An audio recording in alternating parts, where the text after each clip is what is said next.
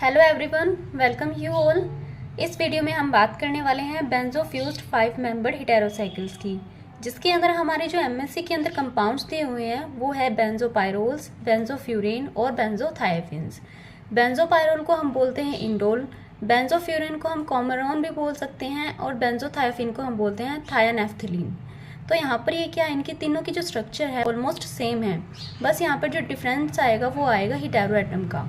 जो इंडोल है या फिर बेंजोपायरोल है उसके अंदर हेटेरो एटम होगा नाइट्रोजन, वहीं बेंजोफ्यूरेन के अंदर ऑक्सीजन होगा और बेंजोथायोफिन के अंदर सल्फर प्रेजेंट होगा। इस वीडियो में हम मेनली बात करने वाले हैं बेंजोपायरोल्स की। तो हम सबसे पहले बेंजोपायरोल का जनरल इंट्रोडक्शन देखते हैं। बेंजोपायरोल को हम इंडोल भी बोलते हैं, जिसका जो फॉर्मूला होता है वो होता है C8H7N। यहाँ पर ये जो इंडोल है या फिर बेंजोपायरोल है तो हमने यहाँ पर इसको इंडोल लेके लिखा है। ये एक एरोमेटिक हेटेरोसाइक्लिक ऑर्गेनिक कंपाउंड है और ये हमें कोल टार, जैस्मिन ऑयल, ऑरेंज ऑयल के अंदर मिलता है। इसकी जो नेचर होती है वो वीक बेसिक नेचर होती है। वीक बेसिक नेचर इसलिए होती है क्योंकि एरोमेटिसिटी की वजह से क्या होते हैं, जो इसके लोन पेयर होते हैं वो प्रोटोनेशन के लिए अवेलेबल नहीं हो पाते और इस वजह से ये क्या होता है, ये वीक बेसिक नेचर रखता है। इंडोल काफ़ी सारे जो परफ्यूम्स होते हैं उसका कॉन्स्टिट्यूएंट भी होता है और यहाँ तक कि ये एक प्लांट हार्मोन जिसे हम ऑक्सिन बोलते हैं इसके अंदर भी पाया जाता है और इस ऑक्सिन का IUPAC नाम है इंडोलिल 3 एसिटिक एसिड। तो ये थी बेंजोपायरोल के बारे में जर्नल इंट्रोडक्शन। अब हम इसके सिंथेसिस के बारे में जानेंगे। इंडोल का सिंथेसिस शुरू करते हैं हम इंडोलिन से। जब हम इंडोलिन का डिहाइड्रोजनेशन करवाएंगे तो हमें प्रोडक्ट मिलेगा इंडोल। जब हम इस इंडोल का वापस से रिडक्शन करवाएंगे जिंक और हाइड्रोजन क्लोराइड के प्रेजेंस के अंदर तो हमें इंडोलिन देखने को मिलता है।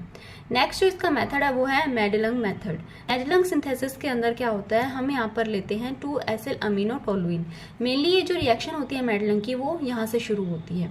तो यहाँ पर हमने लिया है 2 एसिल अमीनो टोलुइन।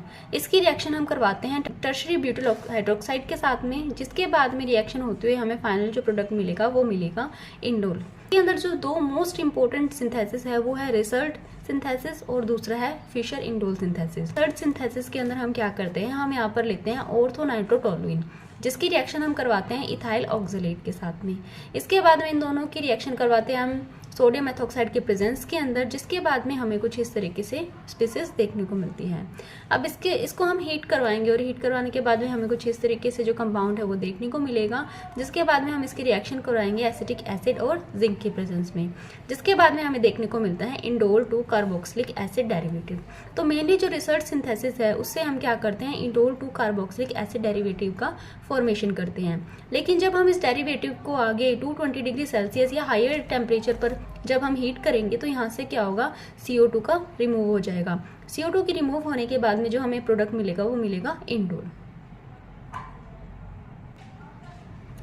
नेक्स्ट जो रिएक्शन है इंडोल के सिंथेसिस की वो है फिशर इंडोल सिंथेसिस। ये बहुत ज़्यादा इंपॉर्टेंट है MSc के लिए और इसमें से आपको ऑलमोस्ट क्वेश्चन हर साल देखने को मिल ही जाता है। तो ये सबसे पहले हम बात करते हैं कि फिशर इंडोल सिंथेसिस होता क्या है। यहाँ पर हम लेते हैं फेनिल हाइड्रोजिन। फेनिल हाइड्रोजिन की रिएक्शन हम करवाएंगे या तो एल्डिहाइड के साथ में करवाएंगे या फिर कीटोन के साथ में करवाएंगे इन एसिडिक मीडियम। अब ये जो एसिडिक कंडीशन है, ये यहाँ पर एसिडिक कंडीशन दो तरीके के एसिड से जो रिएक्शन है वो कैटलाइज्ड हो सकती है। ब्रोंस्टेड एसिड जैसे कि HCl, H2SO4, polyphosphoric acid, toluene sulphuric acid, या फिर हम यहाँ पर ल्यूइस एसिड भी ले सकते हैं जैसे BF3, ZnCl2, FeCl2, AlCl3। इनमें से क्या होगा, हमें सिर्फ क्या करना है, यहाँ पर एसिडिक कंडीशन लेके आनी है जिसके अंदर हम दोनों ही यूज़ कर सकते हैं, ब्रोंस्टेड एसिड भी और ल्यूइस एसिड भी। इसके बाद में हमें जो प्रोडक्ट देखने को मिलेगा वो मिलेगा इंडोल। तो इसकी जो केमिकल रिएक्शन है वो इस तरीके से होगी कि यहाँ पर हमने फेनिल हाइड्रोजन लिया जिसकी रिएक्शन हमने करवाई है कीटोन के साथ में। उसके बाद में हमें यहाँ पर सब्स्टिट्यूटेड इंडोल देखने को मिल जाता है और साथ में हमें मिलती है अमोनिया और वाटर। तो ये थी इंडोल के सिंथेसिस की रिएक्शन। अब हम इसकी बात करने वाले हैं केमिकल रिएक्शन की। हम जानते हैं कि जो इंडोल है इसके ऊपर पाई इलेक्ट्रॉन काफ़ी सारे होते हैं, मतलब ये पाई इलेक्ट्रॉन रिच कंपाउंड है। तो ये क्या करेगा, यहाँ पर ये हमें इलेक्ट्रोफिलिक रिएक्शन देगा। इलेक्ट्रोफिलिक रिएक्शन के अंदर हम जानते हैं, हम क्या देखते हैं, halogenation, nitration, sulphonation, Friedel craft reactions, ये सब हम इलेक्ट्रोफिलिक रिएक्शन के अंदर देखते हैं। तो सबसे पहले हम देखते हैं इसके इलेक्ट्रोफिलिक रिएक्शन। तो ये हमने यहाँ पर इंडोल लिया, सबसे पहले हम इसका करवाते हैं ब्रोमिनेशन। ब्रोमिनेशन के अंदर हम Br2 लेंगे डाइऑक्सिन की प्रेजेंस में और टेम्परेचर रखेंगे 0 डिग्री सेल्सियस। जिसके बाद में हमें जो प्रोडक्ट मिलेगा वो मिलेगा 3 ब्रोमो इंडोल। नेक्स्ट हम करवाते हैं नाइट्रेशन। नाइट्रेशन के अंदर हम लेंगे C2H5ONO3, जिसे हम C2H5ONO2 भी लिख सकते हैं। भी रिएक्शन हम करवाएंगे 0 डिग्री सेल्सियस पर, और हमें जो प्रोडक्ट देखने को मिलता है 3 नाइट्रो इंडोल देखने को मिलता है। नेक्स्ट हम बात करते हैं सल्फोनेशन की। सल्फोनेशन के अंदर हम लेंगे SO3 इन पिरिडिन की प्रेजेंस में। उसके बाद में हम इसको हीट करवाएंगे। हीट करवाने के बाद में हमें जो प्रोडक्ट मिलेगा वो मिलेगा इंडोल 3 सल्फोनिक एसिड। ऐसे ही जब हम फ्रीडल क्राफ्ट एल्काइलेशन करवाएंगे CH3I की प्रेजेंस के अंदर, तो हम यहाँ पर DMF और या फिर DMSO कोई भी जो सॉल्वेंट है वो यूज कर सकते हैं, और उसके बाद में हम इसका हीट करवाएंगे, जिसके बाद में हमें इस तरीके का प्रोडक्ट देखने का मिलता है। अब आपने इन सभी रिएक्शन के अंदर एक चीज कॉमन देखी होगी कि जो थर्ड प्लेस है वहीं पर जाकर हमारा इलेक्ट्रोफाइल ग्रुप अटैच होता है, जैसे कि 1, 2 और 3, इसे हम थर्ड प्लेस मानते हैं। तो ऐसा क्यों होता है? क्योंकि यहाँ पर क्या होता है, जब हम इनकी रेजोनेटिंग स्ट्रक्चर देखते हैं, जब हम इलेक्ट्रोफाइल को एक बार मान लीजिए थर्ड पोजीशन पर अटैक करवाएंगे और एक बार हम सेकंड पोजीशन पर अटैक करवाएंगे, क्योंकि यहाँ पर जो डबल बॉन्ड है वो 2 और 3 के ऊपर लगा हुआ है। तो हम यहाँ पर देखते हैं कि जब हम 3 पोजीशन पर अटैक करवाते हैं तो ये जो बेंजीन रिंग है पास वाली, इसकी एरोमेटिसिटी पर कोई इफेक्ट नहीं पड़ता, और ये इस तरीके का जो प्रोडक्ट बनेगा वो ज्यादा स्टेबल होगा। लेकिन जब हम इलेक्ट्रोफाइल का अटैक करवाते हैं सेकंड पोजीशन पर, तो यहाँ पर क्या होता है, जो ये एरोमेटिसिटी है इस बेंजीन रिंग की वो डिस्टर्ब हो जाती है, जिसकी वजह से जो प्रोडक्ट है वो हमें इतना स्टेबल नहीं मिल पाता। इसीलिए जो मोस्टली जो रिएक्शन होगी इनकी वो होगी थर्ड प्लेस पर। नेक्स्ट हम इसकी और भी कुछ इंपॉर्टेंट रिएक्शंस देख लेते हैं। नेक्स्ट इंडोल की रिएक्शन है मर्क्यूरेशन। मर्क्यूरेशन की हमने यहाँ पे क्या लिया है, CH3CO की ट्वाइस Hg। अब यहाँ पर क्या होगा, इसका मर्क्यूरेशन होगा 2 और थर्ड प्लेस पर। अब हम यहाँ पर देख पा रहे हैं कि जो ये मर्क्यूरेशन है ये 2 और थर्ड प्लेस पर हुआ है। अब यहाँ पर एक चीज़ और ध्यान देने की है कि जब भी हम मोस्टली जो रिएक्शन करवाएंगे इंडोल की वो करवाएंगे थर्ड प्लेस पर अटैक।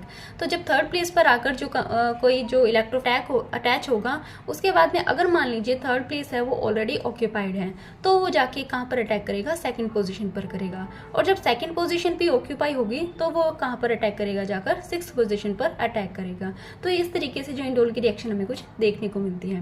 नेक्स्ट जो रिएक्शन है हमारी वो है गाटरमान रिएक्शन। गाटरमान रिएक्शन हमने यहाँ पर करवाई, तो हमें यहाँ पर जो ग्रुप लगाया वो लगाया CHO। फिर उसके बाद में हम करवाते हैं रेनी निकल के साथ में हाइड्रोजन की प्रेजेंस के अंदर। तो यहाँ पर क्या होगा, यहाँ पर जितने भी डबल बॉन्ड है वो डबल बॉन्ड के साथ में हाइड्रोजन अटैच हो जाएगा और हमें प्रोडक्ट मिलेगा ऑक्टाहाइड्रो इंडोल।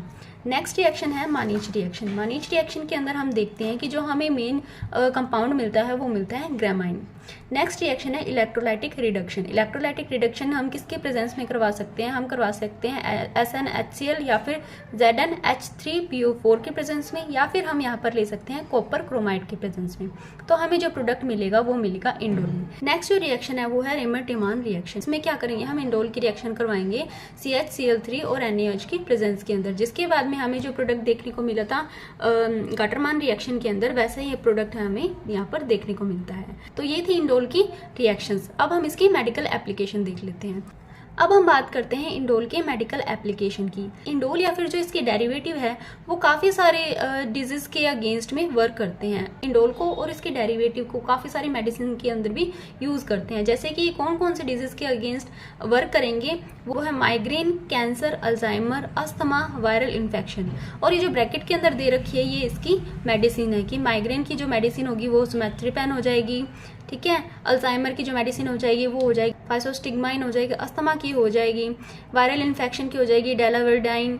ये सब क्या है, इसकी मेडिसिन है जिसके अंदर इंडोल या फिर इसके डेरिवेटिव का यूज किया गया है। इंडोल की केमिकल रिएक्शन, सिंथेसिस और उसकी मेडिकल एप्लीकेशन। आई होप आपको वीडियो अच्छा लगा होगा। अगर वीडियो अच्छा लगा तो प्लीज़ ज़रूर से इसको लाइक कीजिएगा, शेयर कीजिएगा और सब्सक्राइब करिएगा। Thank you.